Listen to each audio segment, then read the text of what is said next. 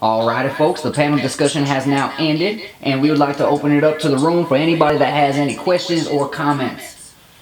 Yes, you sir in the suit.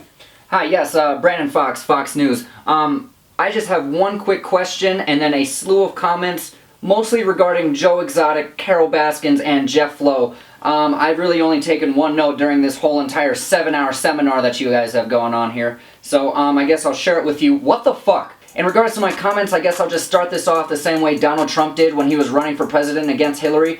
And that's just by saying that you should all be in jail. I'll just go from left to right. Starting with Joe Exotic, sir. You remind me of a crackhead Bret Michaels. One more thing I'll say about you, Joe Exotic. You have the enthusiasm and the confidence of a presidential candidate, but also the stupidity of our current president. So how did you not win? Dr. Bhagavan Ansel, now you claim to be a doctor and you would have had to get your doctorates in order for you to get there, but it says here that you have a PhD in mystical science, and my question is, where the fuck did you get that from? Was it the Hogwarts School of Witchcraft and Wizardry? Because I don't know what the fuck mystical science is. Jeff Lowe, I don't have any notes for you here. Quite frankly, as soon as I saw you, I just knew you were a piece of shit. Carol Baskin, the only thing I have for you here, let me make sure I'm reading this right.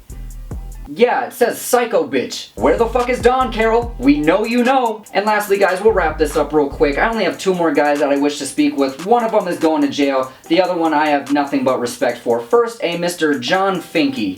John, the reason that we brought you up here is because right here it says, this nigga looks like he's been chewing on hand grenades since he was 6.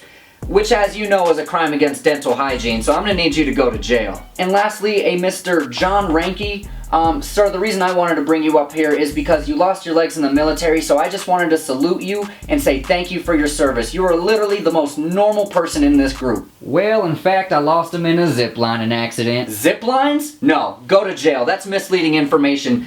Go to jail. And that's it, guys. That's all I have. Thanks for your time. I greatly... Did you bring your ass all the way down here to do a review, or you just here to make fun of us? Quite frankly, I have no idea, but I'm having a great time. What's poppin'?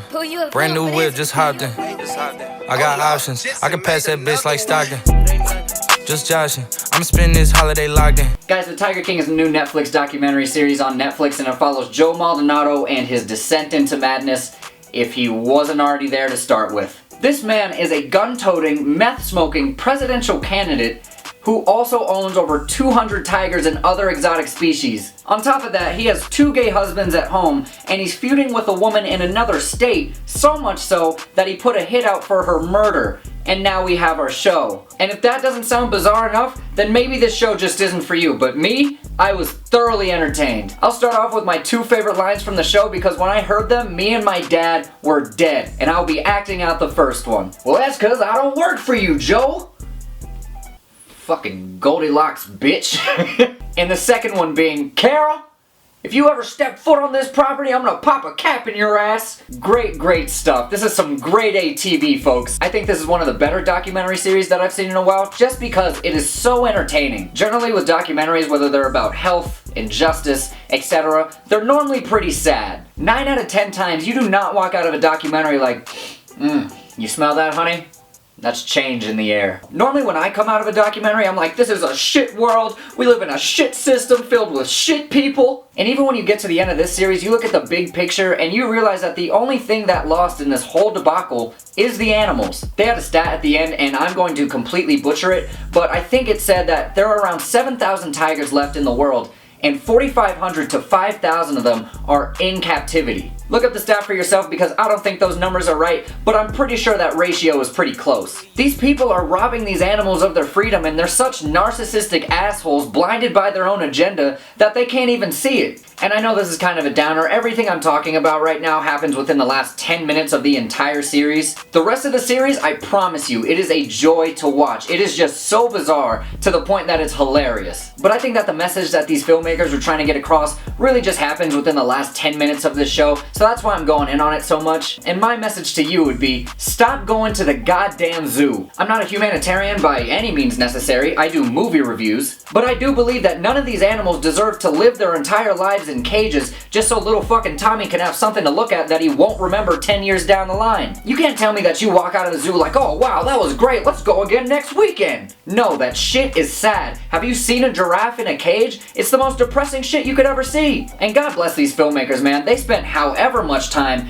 down in the deep south with Tommy Lee, Junebug, and Joe Exotic just so that they can get their message to the people and make one of the most bizarre documentaries that I've ever seen. I really don't know what my favorite part of the series is. It could be Joe Exotic, it could be the music videos. The music videos, guys, oh my god, they're fantastic. So much cringe. 'Cause I saw Tiger, now I understand.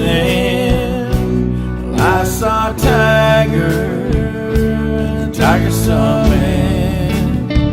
It could be the conspiracy that Carol fed her husband to the tigers. That's when the show takes a step up. It's like, oh shit. It could be when Joe got sued. He got sued for like everything that he owned. So what he did, he took his watch and his bed, he took it out to his backyard, tied some explosives to it, and he said, you want everything I own, Carol? Huh? You want everything? Grabs his shotgun, boom, shoots it, blows the whole thing up. He says, come get it now, bitch! Or it could just be a combination of all these characters just dealing with each other. And I say characters because this shit doesn't even seem real. This seems like something you would watch on a TV show. But it is very real. Joe Exotic is sitting in a jail somewhere for God knows how many years. And I hope the law is coming for the rest of them too, because like I said, they're just a bunch of narcissistic assholes blinded by their own agenda. Guys, I'll give The Tiger King an A-. It's not the best documentary that I've ever seen. You know, it's not like the Khalif Browder story or the 13th or anything like that. It's not very serious. But it is a very entertaining 7 episodes with a solid message at the end. And that's it, guys. To Michael Francis, your Altered Carbon review is coming. I'm about halfway through season 1, so just wait on it. It's coming. And to everybody else out there, please be safe, obey the lockdown, wash your hands,